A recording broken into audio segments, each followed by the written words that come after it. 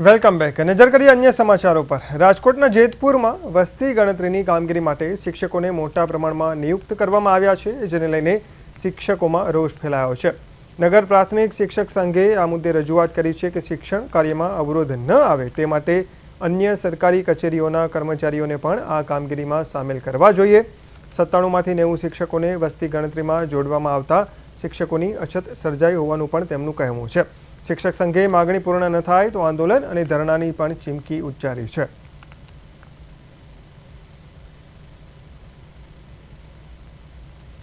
જેતપુર તાલુકા અને રાજકોટ જિલ્લાના આસપાસના તાલુકા અને ગ્રામ્ય વિસ્તાર અને શહેરી વિસ્તાર એમાંથી બીએલઓ તરીકે એસઆઈઆરની કામગીરી કરી હોય એવા તમામ શિક્ષકોને મુક્તિ આપી છે અથવા તો મરજિયાતપણે નિમણૂક કરી છે। તો અમારી માંગણી એવી છે કે શાળા અને શિક્ષણના હિતમાં 50% શિક્ષકોને મુક્તિ આપવામાં આવે અને વધુમાં આજ જેતપુર તાલુકાના જ મામલતદાર શ્રી દ્વારા બીએલઓ તરીકે એસઆઈની કામગીરી મુક્તિ આપી હોય તો શિક્ષકોને પણ એ રીતે શહેરના શિક્ષકોને પણ એ રીતે મુક્તિ આપવામાં આવે તો શિક્ષણના હિતમાં અને બાળકોના હિતમાં બેઉ કામ થઈ શકે।